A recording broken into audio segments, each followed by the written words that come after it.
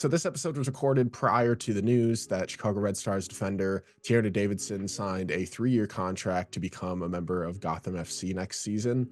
You'll spend the next 40 minutes or so listening to Grant and I naively talk about things without this knowledge, and then even joke about Grant needing a new kit to hang up if Davidson leaves the club. Yeah, not great. But near the end, you'll hear me again to discuss the move further. So enjoy.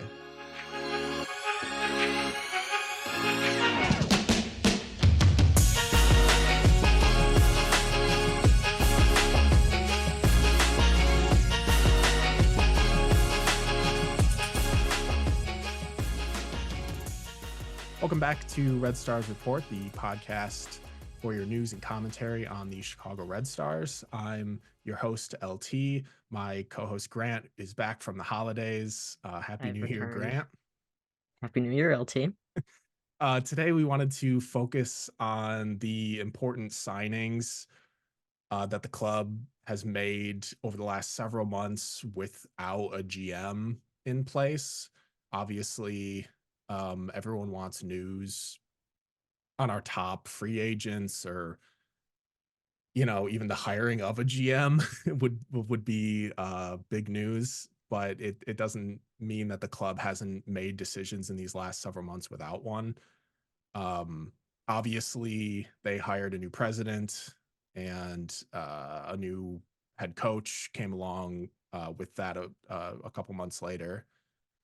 Um, but the players that they've signed by the club without either of those people in place um, are still looking to make a big impact for 2024.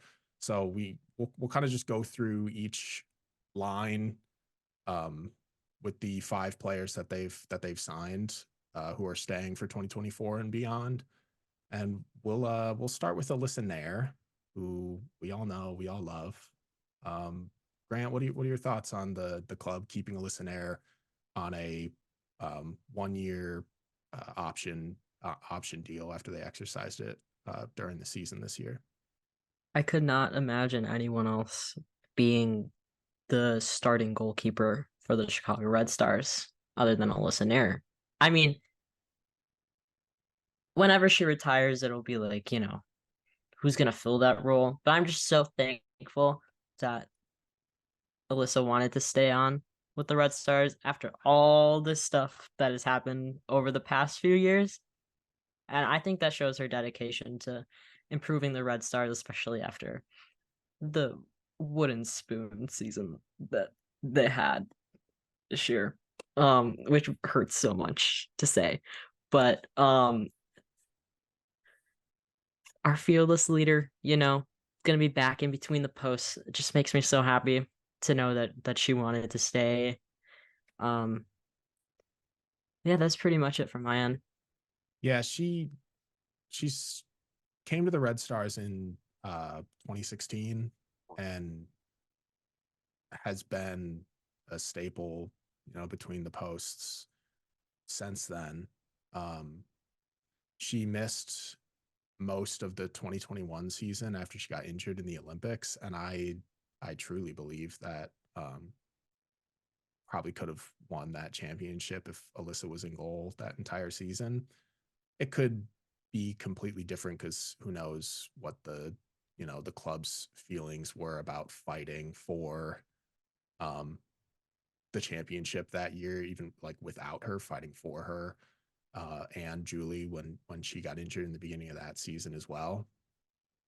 But she's always been like the Chicago Red Stars. Like after the local kids like Vanessa DiBernardo, like um, after like those kids with the Chicago grit, it was always Alyssa. Alyssa's always been there. And after Vanessa left, as our captain going to Kansas City, Alyssa took over that role. She put on that armband, and she's not, she can be vocal when she wants to be, but she's not, she's not the boisterous leader. She's the leader by example. And that's what she's done her entire career is led by example, both for club and for country. And I wouldn't want to have anyone else in goal. And I'd imagine that all the players on the Chicago Red Stars wouldn't want to see anyone else in goal next year than Alyssa Nair. Yeah, I couldn't imagine anyone else there. Like Alyssa Nair is her, and that's it. Yeah. I mean, she was the first goalkeeper in NWSL history to reach 150 appearances. I think it was in the regular season. In the history of the NWSL, like no other keeper's done that. She hit what was it 500 saves or something this year, which was insane. Yeah.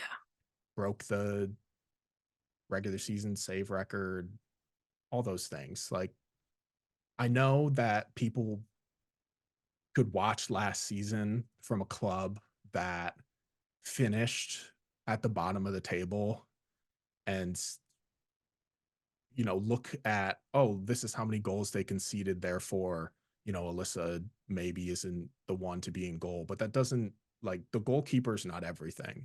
The defense played terribly this year. It was, well, not all the time, but a lot of the games. And it started with Casey Kruger and Tierna Davidson coming back, trying to get their footing into a new system that they had never played in before in that three back.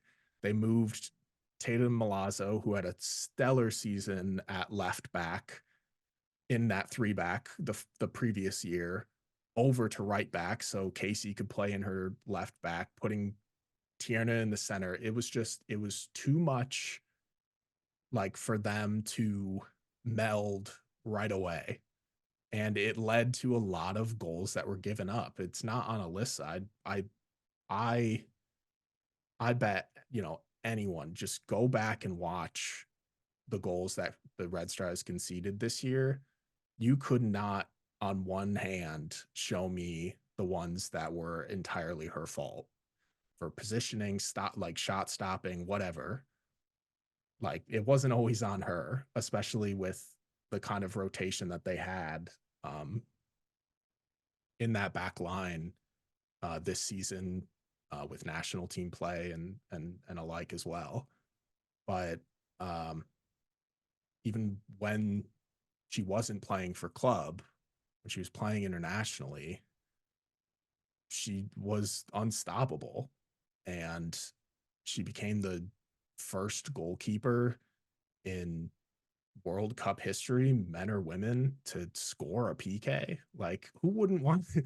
She put that ball in the back of the net and she walked right back in goal, ready to stop another one. Like, Yeah. who would not want to fight for that? To fight for that player, fight with that player. And she's always been the one at every press conference for every loss, facing the media, being the face of the club and saying, you know, we have to get better. We will get better.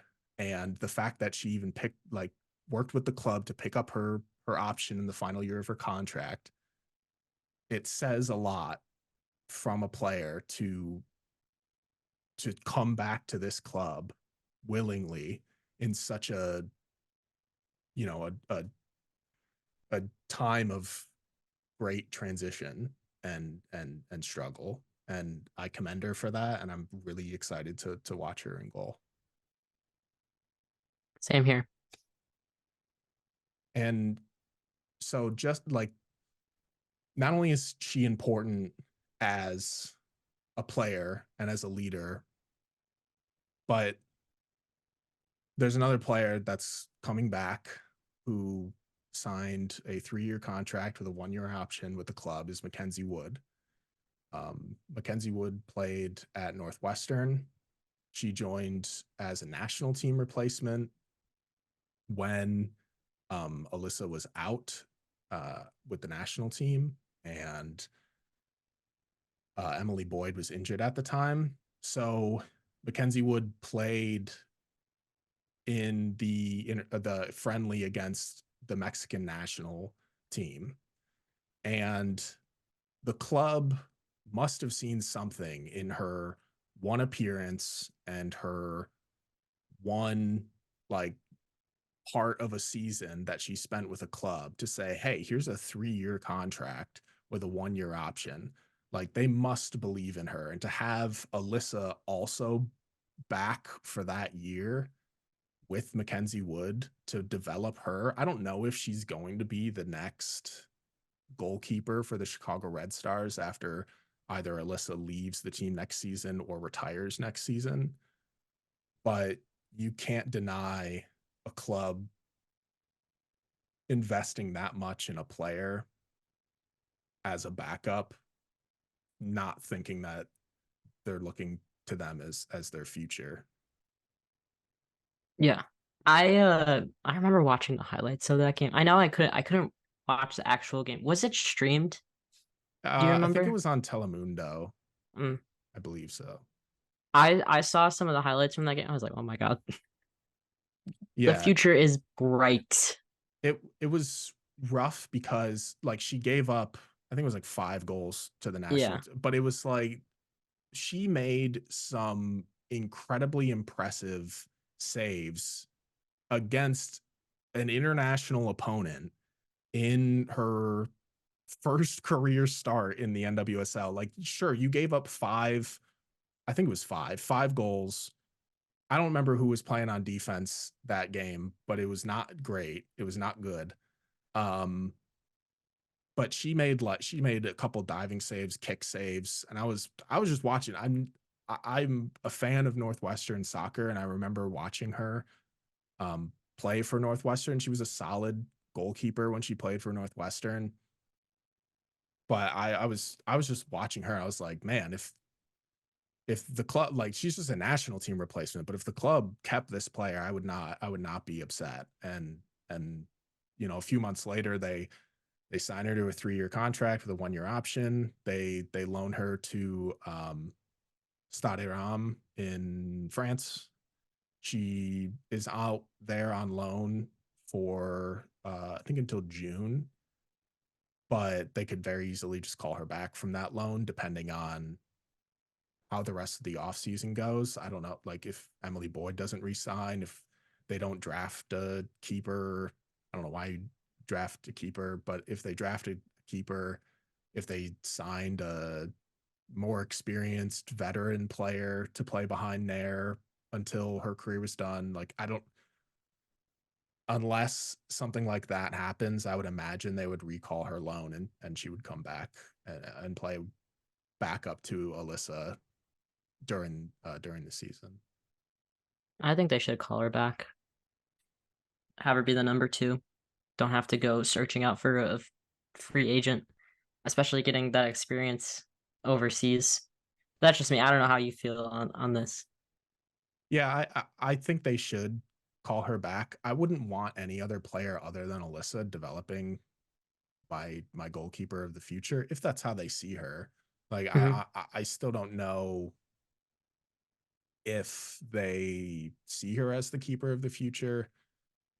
Like I said, I don't see how giving someone a contract like that says, we we'll get rid of you in a couple years. You can play backup to whoever we bring in for 3 years. Like I don't see Mhm. that. Like I think they saw something in her, and I would imagine they'll get her back before training camp and or during training camp and get her rolling behind Alyssa. I hope the front office is listening. Yeah. Once we get another member of the front office, which is what the whole Oh, point of so this. true. That's another thing. Like for the first two players you've gone through, Alyssa and Mackenzie Wood, like these two signings happened during the season. This was not during the off season. This is when we didn't have a president of the club. This is when we didn't have the coaching hire. I think Alyssa's might even I'd have to go back and look, but I think Alyssa's might even have been prior to the ownership change. Um, which is also, I mean, she probably would have known about the ownership Yeah. before the announcement, signing this deal, but it's the whole point of this episode is to show that even though there is no GM currently, the club still has made important signings during the season last year and during this off season. With Like all this chaos. oh yeah, of course. And I know that everyone wants like the big splash, the big name, you know, either one of our free agents coming back and returning, or even just another free agent coming in. That's a big name, but I don't want people to lose focus on the fact that you can still think positively about the moves that have been made over the course of the last several months without worrying about, the uncertainty or the unknown of what's to come next, especially without a GM. Like I hope that the next thing that's announced is a GM, but I think that's just wishful thinking at this Mel point. Pugh, maybe? That would be well, we had the I discussed in last week's episode, there was the report by the Athletic that Racing Louisville had approached Mal Swanson and offered her a substantial offer, and those uh, Racing Louisville was told per sources that she turned it down and said that she's staying in Chicago. So that's, them announcing it would not, I mean, like that would be like, oh, good, we have Mal Swanson, like, but it's kind of what we all expect. Like, it's the Yeah. uncertain ones that I mean, it's just everyone's like kind of big hoping for. name. No, I get it, but I think Yeah. like um with all of the reports going around about like where Tierna could be going, where Casey could be going, I think a name like either of those two would be much more comforting in this time than Mal coming back. Because like when you have Yeah. a report as like blatant as the Mal Swanson report about, quote, she's staying in Chicago, like that's basically an I don't want to have announcement. to get a new It's jersey. just, no, I get that too. I got got plenty of kits that are not players that play here anymore. I'm gonna have to run a poll on the Discord if Davidson leaves. Like, this is not gonna be hanging up anymore. I'm gonna tell you that Well, much. yeah, I get that. I I'm gonna get that. turn it I think around. some of my cards that are up in these frames, for those of you watching on YouTube, I mean, I think like half of those are former Red Stars. Morgan Bryan. I don't think there's a whole. There might be a Morgan Bryan one. There, there might be. I think there's Danny ones up there, Vanessa ones. Yeah, yeah. you know, you Let can't me see just, them. turn it around right now. Yeah, I have right here. I have the Pride warm up kits from last season. Those two players are still on the club. I still the Julia Bianchi and Tatum Milazzo. I have their ones. So I have to hang those up at some point. Beautiful. So anyway, back to what we were discussing. On topic now. On topic, stay on topic. The So we'll move to the next line, which is probably the most important line in this off season to kind of focus on, is the defense. And currently, um, we just have one defender that was re-signed in the off season so far. We got, I think it's 4 players on the defensive line prior to this signing. Now there's 5, but it's Taylor Malum. She signed a 1-year contract with a 1-year option. She started the year as a non-roster invitee, and she came to the club from Racing Louisville, where she had her rookie year. And she was in 3 matches this season. Um, Nothing super showy about them. She was solid. I don't think, I mean, she may have made like a couple of, uh, costly mistakes maybe here and there if I could remember, but I don't remember, you know, constantly being uh frustrated watching her. She seemed pretty solid, so I'm not upset that they, brought her back or anything. I think she's a solid bench player or could even fight for a starting role depending on who the club brings to that line in the offseason. If you lose a Tierna Davidson, a Casey Kruger, like what's that back line going to look like unless you're signing some other, free agent or someone internationally. So we'll see kind of how that signing works out. I don't imagine that she'll be a starter, but she could be. So kind of just keep an eye out on her, especially in training camp after the off season is over, just to see kind of how she's developing. Yeah, I think once we get a few more signings, defensive signings, that'll kind of be showing us where she fits exactly. Yeah, But we'll see. I think the thing I keep trying to tell people in the community is a lot of people want to talk about like right now Yeah, what the formation and starting lineup is going to look like. And too it's early for that. way too early. Way too, guys. It's well, as we're recording, since it's New Year's Eve, That's true. let's not think about this for at least 2.5 months. How about that? And then you can ask us what we want the formation to be and what we want the starting lineup to be. Because it's just so early. We don't know where Kruger's going. We don't know where Davidson's going. Like, we don't even have a GM. Everyone can just take a few deep breaths and just chill out, maybe. I Please. mean, it's true because you like, I put up a graphic last week. I'll put it up again right here, but there's not like, you can't look at who's rostered right now Yeah. and think that the best 11 players on that roster are going to be the best 11 players that we have available Mm-hmm. come the beginning of the season. There are plenty of free agents that are unsigned still that And could we have to very go through the well, draft.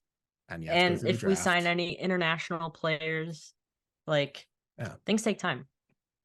Yeah. So I wouldn't I'm not going to focus and I'm not going to say anything publicly about who I think should be starting or what formations they should be in. And we'll see what Lauren Donaldson does. He could completely flip things that we know, on their head. He could take a player who is constantly in a starting role and bench him.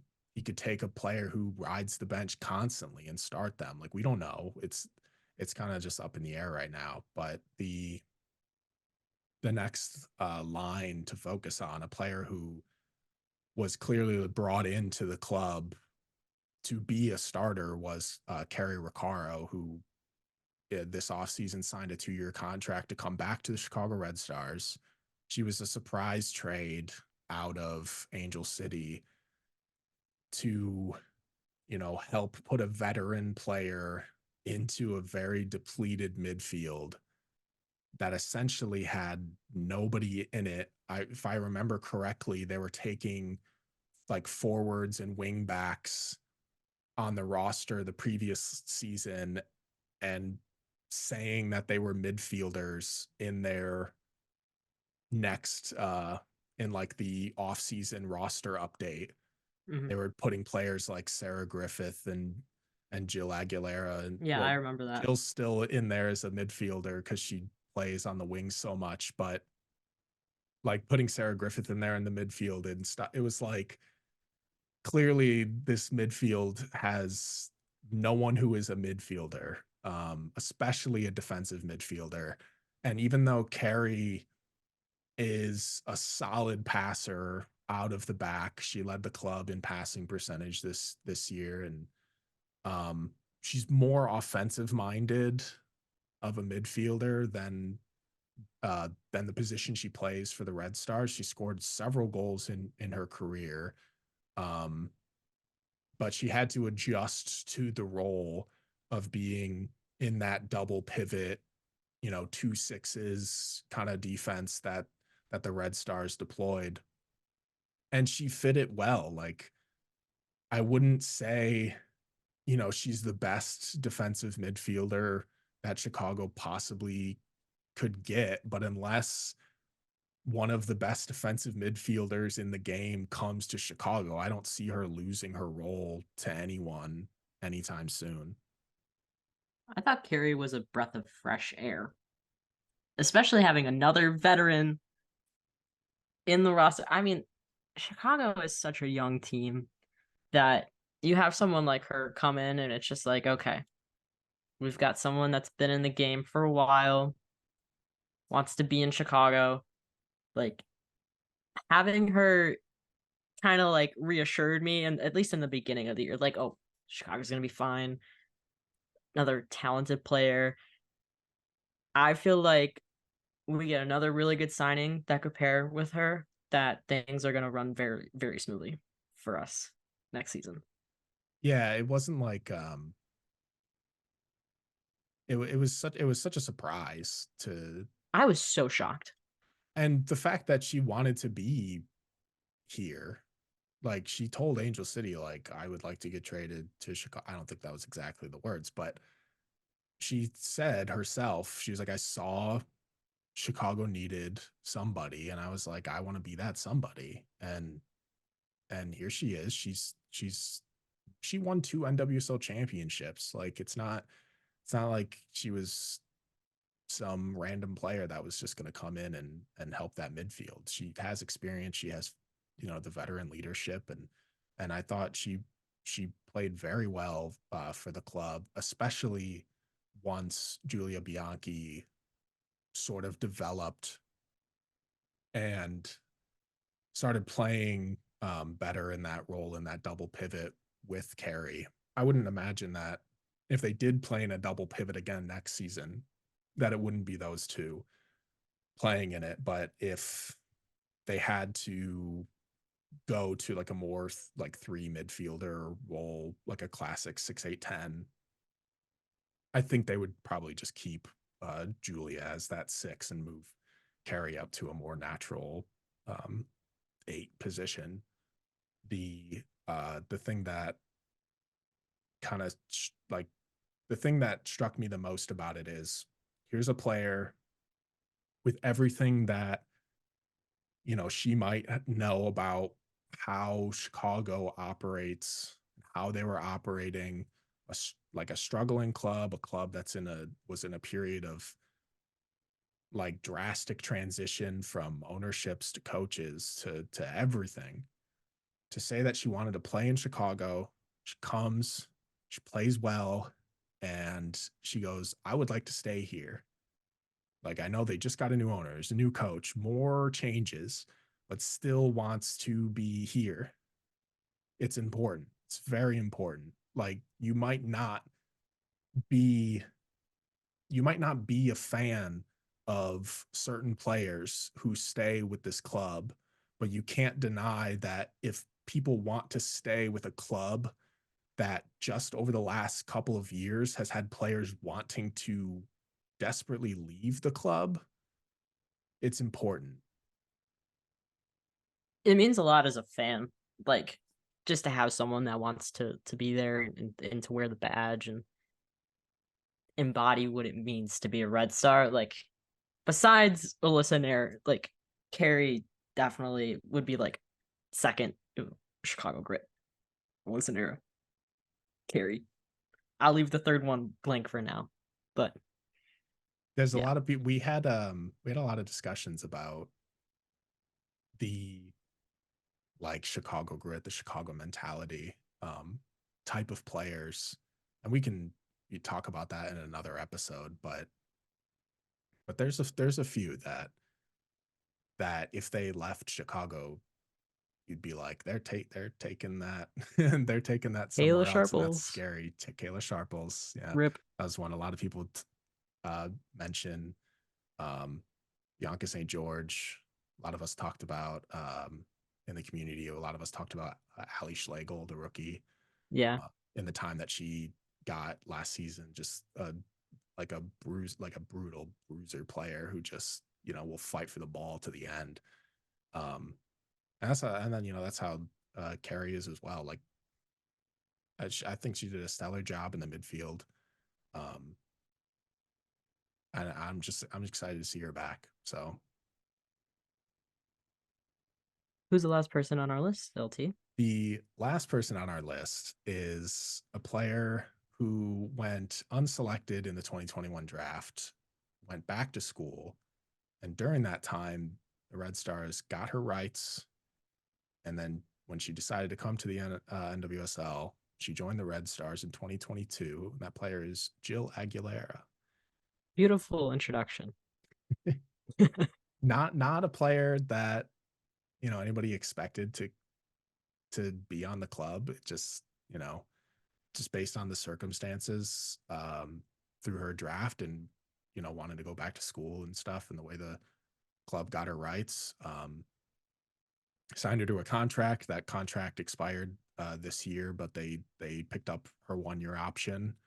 A lot of people thought, myself included, that she was going to get lost in the expansion draft. I thought so too. Included. As she wasn't. Nobody was.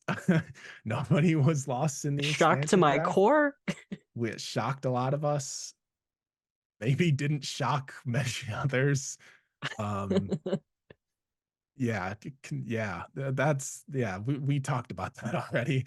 Um, but she played her first season in 2022 at in a wingback role, and the wingback role in 2022 was probably the most important role on that club at the time. A big rotation between her and Rachel Hill and Sarah Lubert, and it was her performance against Sofia Huerta when they were playing the OL Reign, where she just absolutely shut down Sofia Huerta. And in the community, we started calling her the Huerta killer because I did not know this. she locked her up in that match, and it was so fun to watch. Like every single one-on-one opportunity that Huerta got against her, like Jill just shut her down. When they played them again this season, I think Jill was in the game and she didn't shut her down. We were like, oh well, that, or she's just still gonna keep the nickname. Like it's, she, I loved watching her play, and she didn't play a lot this year. Kind of because of the elimination of that wingback role, they kind of nixed that early in the season and went back to the four back, but with Casey Kruger playing up higher.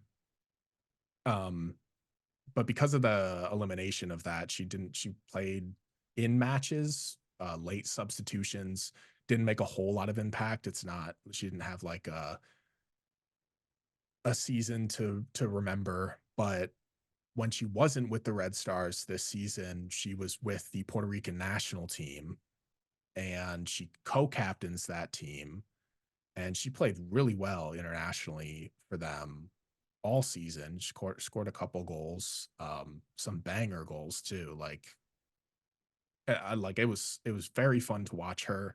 And Puerto Rico's trying to build something and make something of themselves internationally, and it's fun to watch a player like Jill kind of be at the forefront internationally. And I don't know what her role looks like for the club next year, especially with like who's going to come back and how Lauren Donaldson's going to coach them. But but I'm glad that she stayed. She's a really exciting player. I call her the pride of Puerto Rico.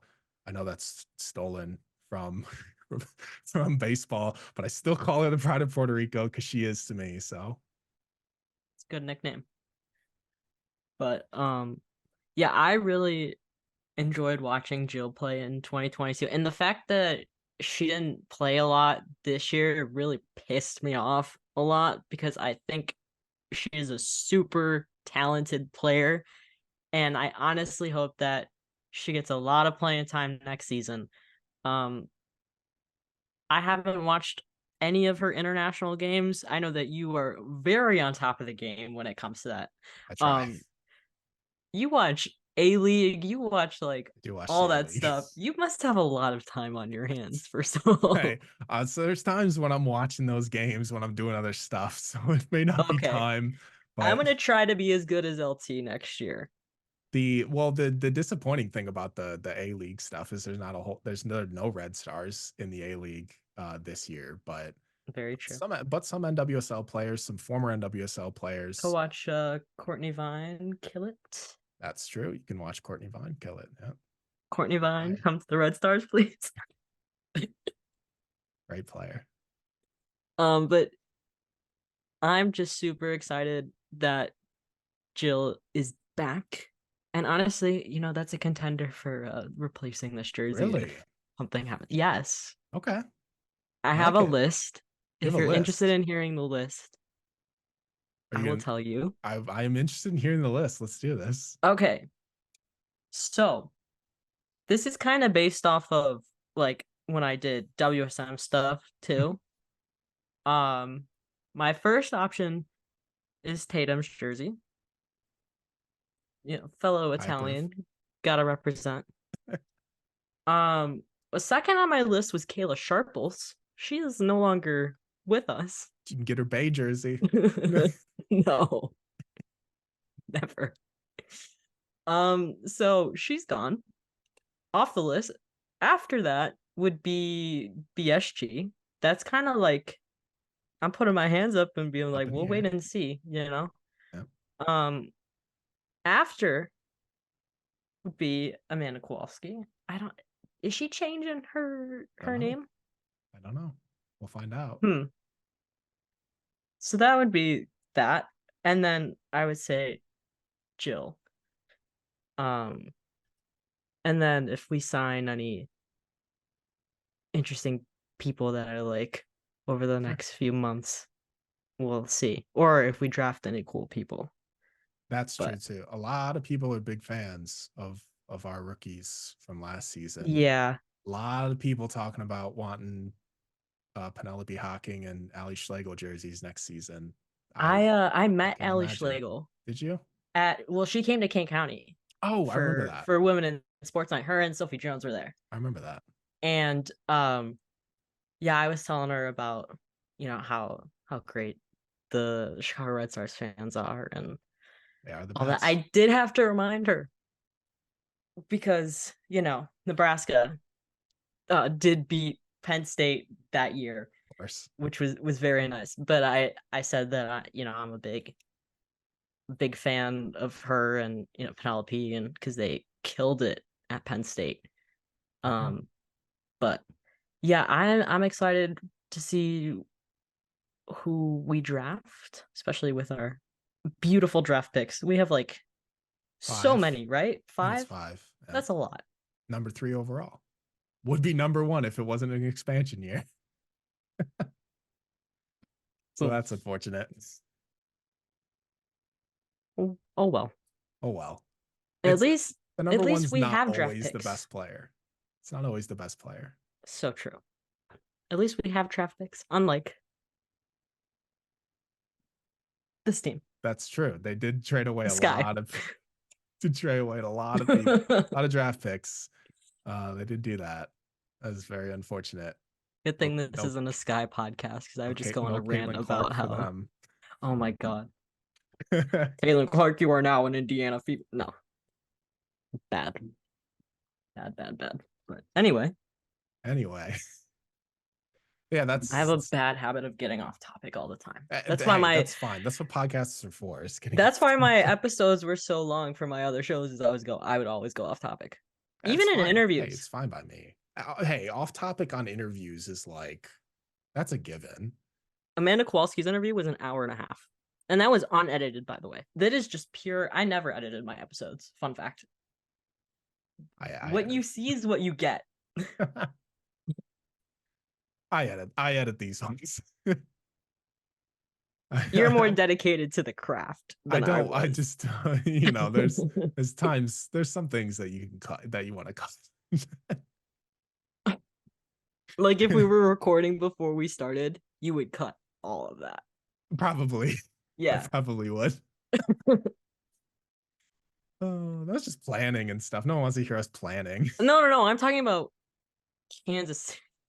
Oh, right. Yeah. We'll cut that. Yeah. And we weren't Yeah. recording, but I would cut that. Yeah. And we're off topic again. It's okay. But yeah, so that's what the club has done without a GM. It's maybe not be like, the most flashy thing a club could possibly do without a GM, but things are happening, things are changing. We'll see what happens in the coming days, in the coming weeks, in the coming months. If something happens between when we're recording this and when I release it, someone signs with a different team, if we sign a free agent, whether one of our own or someone else's, I will put it right here. I will Little audio blurb I from will LT. solo talk about whatever just happened. If it doesn't happen, this is still staying in the episode. He's not editing No, this out. no hard cuts, no editing this. Hi, hello. It's LT from the future. I'm here to break away from the episode to talk about Tierna Davidson moving to Gotham. Tierna was drafted by the Red Stars in 2019 and has been one of their best players on the club, and that we've watched throughout the years. After missing the 2022 season with an injury, her performance in 2023 had a rocky start trying to get into a formation that she hadn't played in with the club yet, and then things got better. She started getting called into the national team later in the year. People started noticing her again, and she just started thriving by the end of the year. And I know that it's hard to watch a player like T go somewhere else, but it's kind of been the reality of being a Red Stars fan the last 3 years, watching players who we know and love choose to go other places because of the way that the club was structured, and issues that were happening within it. And I'm incredibly happy that free agents get to choose where they want to play and who they want to play for. So I can't blame her for wanting that. She mentioned uh, earlier in the season that coaching would be a big factor in her free agency decision. And Juan Carlos Amaros is a great coach over at Gotham that players really seem to, want to play for. And so I can't blame her for that. And she also mentioned in interviews after the announcement that she was looking for stability, something that the Red Stars can only hope to achieve in the coming years. It's just not a guarantee right now. You can only promise someone that that the club will find stability and be a place that every single player can feel safe and not have to worry about things off the field, which is something that she also mentioned, that she was just excited to focus on football again and loving the game again and not having to focus much on off the field things. And that's exactly what Chicago has been for the last few years for her, is a place that she had to worry about things that were happening off the field, coaching changes and different ownership. And you can't imagine just like being a player and the first question that is probably asked to you by any media member or any fan is, about your new coach, or, what you think the future of the coaching of the club is, and what about the ownership, and what about a GM. And that's not stuff that you want to constantly be asked as a player. So her being able to go somewhere where she can just focus on the pitch play and focus on herself and her career. I'm really happy that she can do that. Now Gotham as a whole is making a bunch of big moves in free agency to essentially become the US women's national team, it seems. But I'll wait for next week when I have Grant here to talk about that further.